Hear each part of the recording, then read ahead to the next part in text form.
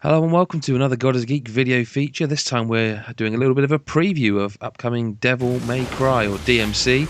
My name's Adam Cook and I'm here with Deputy Editor Martin Baker. Hello! And we're already into the action here and we can already see that it looks rather smart. Mental, smart, Yeah. and mental.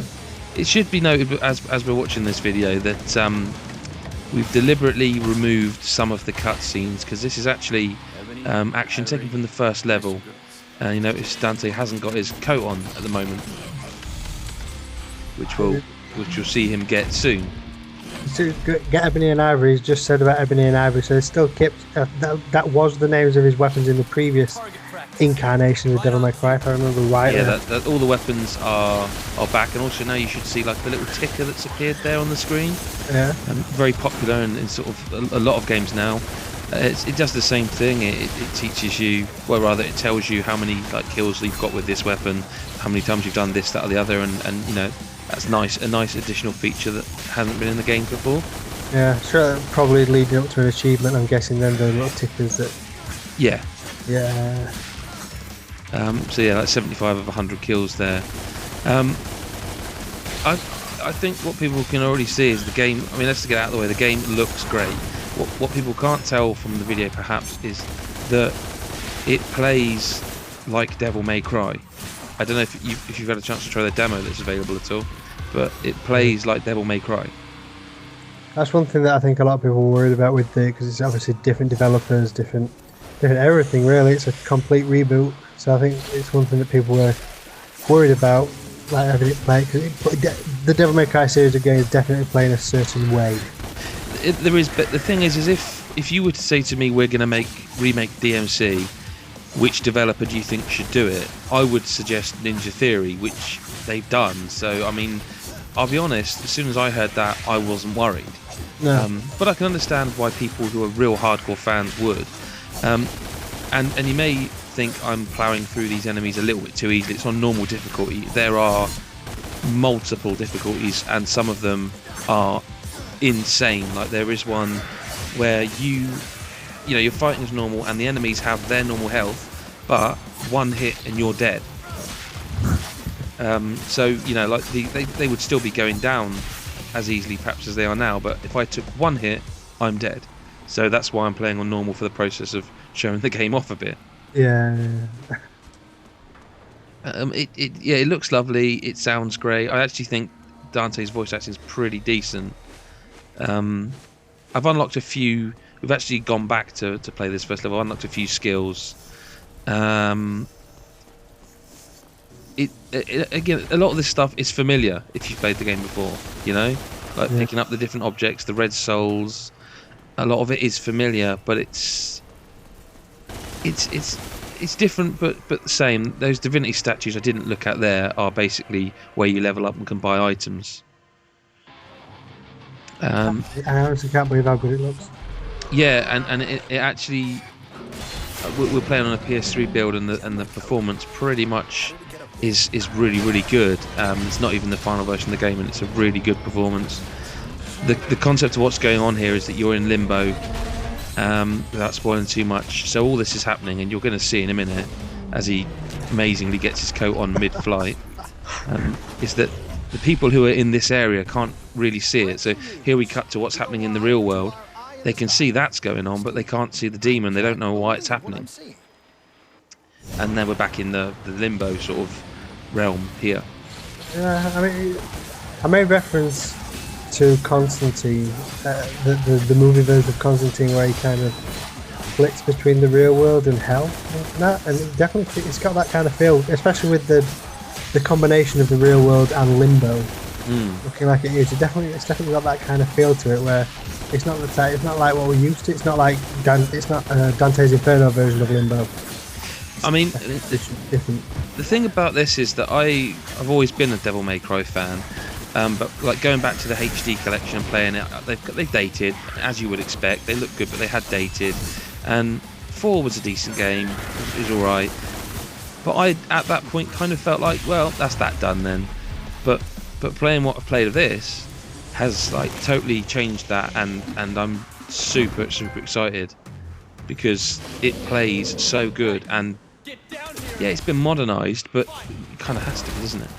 Yeah. I mean, it's a reboot, and that's what a reboot is. Yeah. So I mean, it looks like they've done a good job at rebooting the franchise. I mean, obviously, people complain about Dante, the new version of Dante, but that's bound to happen. As long as when it's all said and done, 90% of people, as long as the game plays like a Devil May Cry game, which it definitely looks like it is doing, them little qualms will go away. I think there's some stuff that might make people cross. Sorry, what you just saw then, that glowing door, I've already done. It's earlier on. I found a key which unlocks that, and they're like challenge rooms. Yeah. So that's all built in, and you can play them. We are going to get to fight this guy very soon. I just wanted to show a little bit like of the interior action. One of the upgrades I've already got here is that I've made my guns fire quicker.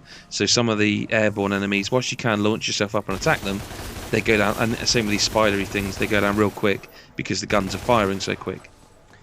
Can you hold the button down to fire like repeatedly, or do you have to keep mashing the button? You have to mash. If you press it once, it will fire like a few bullets, like a burst, I suppose. But if you want to fire repeatedly, you have to hammer it, which I've always found really kind of cool, because this isn't a button mashing game. Like, the combos are not button mash friendly. Well, they are. You'll get through the game, but there's a serious depth to the combos in Devil May Cry. So it's kind of nice. It also works as an interrupt. So if you see an enemy's about to attack you, if you quickly fire your guns at them, it'll interrupt their attack. So if you say you're fighting off one guy and you see to the left he's just about to launch an attack at you, quickly shoot him. It delays the attack, and you can get in and beat him up as well. Yeah. It's really hard to get across in the video or even audio form how great it feels, the combat. It really feels incredibly satisfying, and even in early stages where you've just got a few combos to unlock, it feels deep and rewarding. It looks weighty. It looks like, instead of just like the model of your sword hitting the model of the enemy, it looks like there's actually weight behind the sword and all the combos that you're doing. It looks quite impressive. We've skipped forward a little bit here because of the cutscene, which I desperately want to spoil but won't for obvious reasons.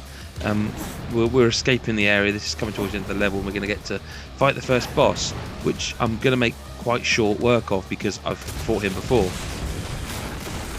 He's trapped us. We were going to leave him and come back another time, but we're going to have to take him on. Okay then, let's fight. And he's a big boy. Wait. So I'm not going to explain what's going on here. You'll have to wait until you play the game yourself to understand what's going on here. But I thought we want to leave this cutscene in because it's not too spoilery. And this boss fight time, big open area. I must admit, I did try and do this without getting hit, but I'm not good enough. I mean, this is the kind of thing I think where the hardcore DmC players are going to love, because they can get to these boss battles on that ultra difficult setting and really test themselves. And bear in mind, this is the first boss again, and I've upgraded and stuff too. I definitely like the how it flows from cutscene to combat again. It's almost seamless. I mean, that one wasn't quite as seamless as one of the earlier ones, especially the one like inside the funhouse was really seamless. Just there where I brought him down with gunfire, he normally takes a few more, but as I say, I've upgraded my guns so they're really quick. And I am making real short work of him and making it look easier, but again, that's foresight. Or rather hindsight, I've played it already. I just love how the game looks. Like it looks super stylish.